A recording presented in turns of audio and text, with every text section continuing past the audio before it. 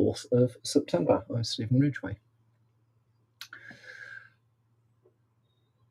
Identity services provider Okta has warned customers of a campaign of social engineering attacks against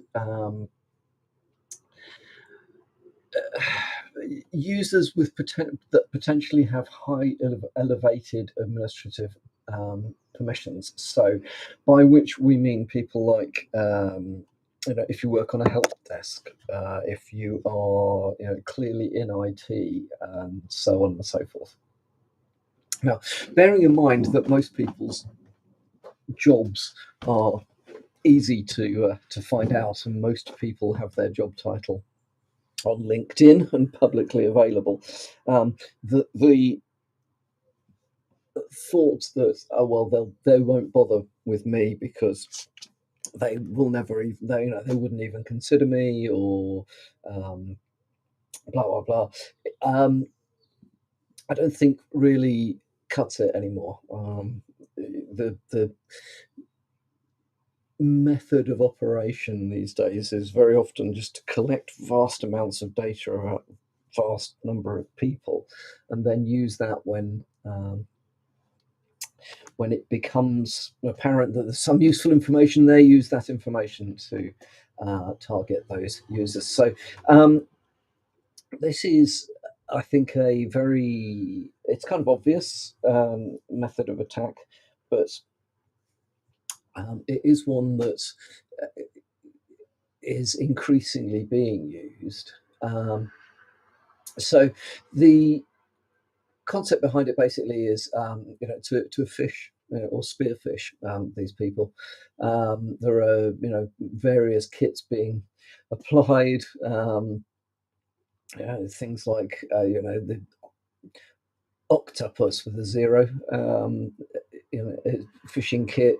It was employed against Twilio and Cloudflare last year. It's basically just a method of tricking users into handing over their authentication credentials, including MFA codes. Now, one thing that I quite liked about this, the article is very much focused on Okta.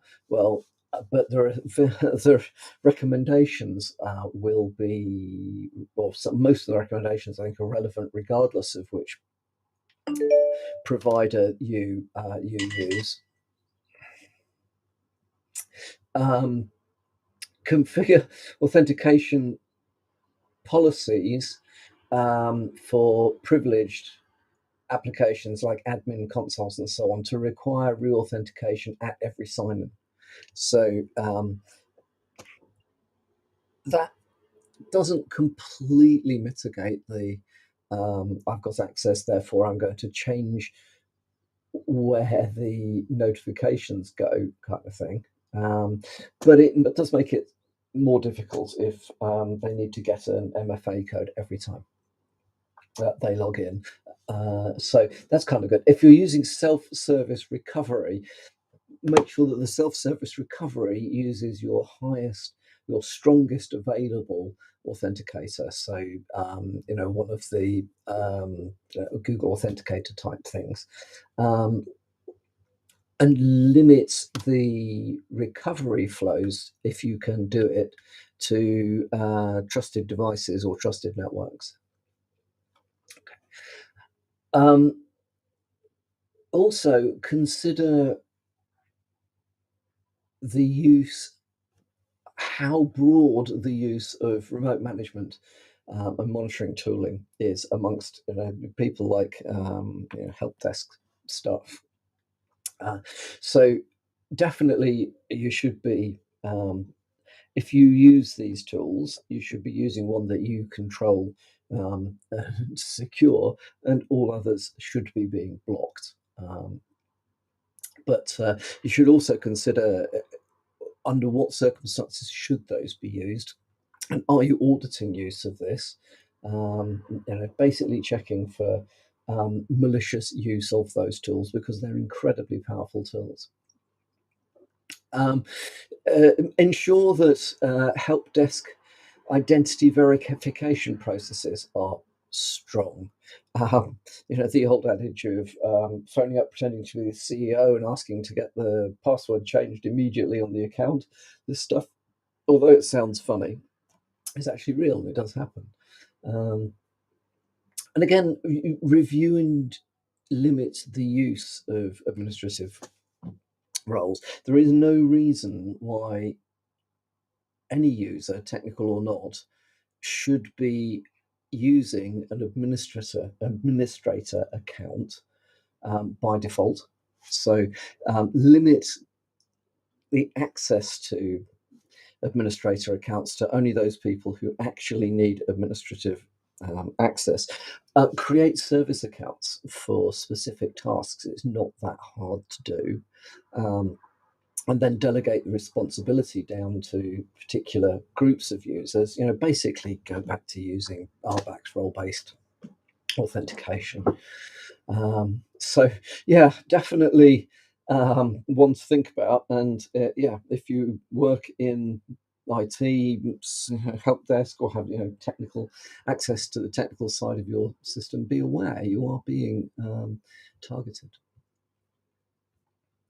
So there's an interesting document approach to avoiding malware detection that's discussed in an article in the Hacker News that was published. In fact, actually, I think came out today.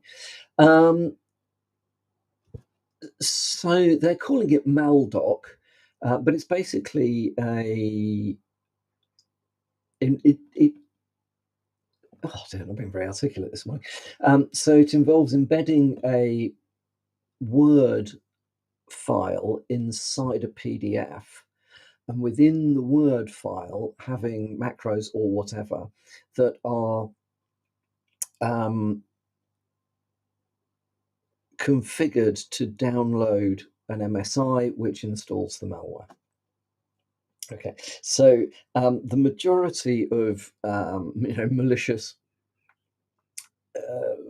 Word files get caught by these days. If you're running any form of email protection, they will catch most of that stuff.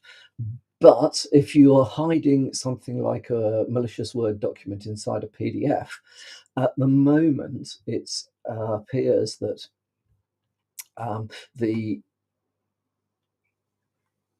malicious Word document may not be recognized as such, and may be able to get through. So I think there are almost endless ways in which these can be, crafted. So what can you do about it? Well, I think just remain vigilant. If you're not expecting to receive a PDF, be cautious. So these polyglot files, I think it's an underexploited attack vector at the moment. So expect to see more of this stuff in the future. There are other ways of doing this. I think there's historically been hiding Word documents inside HTML files. There's all sorts of ways that you can do this sort of stuff. So watch out for that.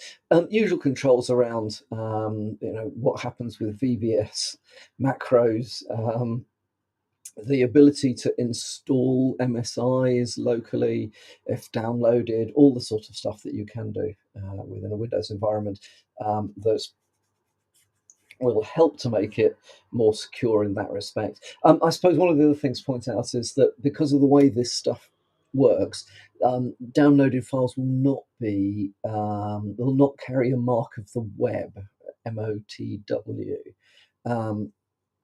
So it is possible that the protection of this has just been downloaded from the internet. Do you really want to install it? Won't be there. So interesting one. I think we'll see more of that in the future. The usual protections around phishing and emails are a good start with this. So yeah, but keep an eye out. And then that leads on to, of course, there's been a uptick in phishing. Well, one of the ways in which this is being pushed is instead of sending an email, you can actually get people to scan a QR code, which takes them to the threat actor's phishing page. And we're seeing a lot more of this going on. So, again, phishing sends somebody an email containing something. This the particular increase in using QR codes, it seems to be based around a it's trying to con people into um, scanning the QR code being disguised as a multi-factor authentication notification. So, in order, so you get through your email saying, in order to complete your authentication for whatever it may be, please scan this QR code. And the QR code then, of course, takes you through to the threat actor's phishing page. Phishing pages now are often remarkably good replicas of the actual pages that you would expect if you were going to the legitimate site, Microsoft or whatever, any of these logon sites. So historically, you would end up with a page that just looked rubbish, and you could look at it and go, yeah, all right, that's a con. I'm not putting my credentials in there. But these days, they can look an awful lot more realistic, really surprisingly realistic. So you'll get sent through to a realistic looking login page, which then prompts you for, your username, your password, your MFA codes, whatever it might be. But in the real time, that stuff is being picked up and acted on by the threat actor in the background.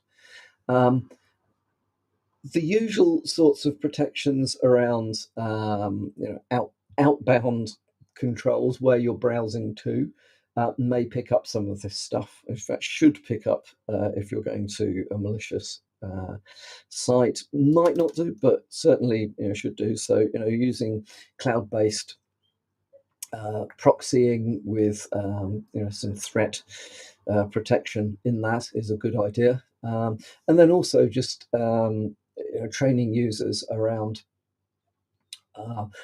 suspicion. Be suspicious about emails asking you to re-authenticate or whatever it might be that they're not expecting. So if you've literally just tried to log into somewhere and you're in the process of doing a 2FA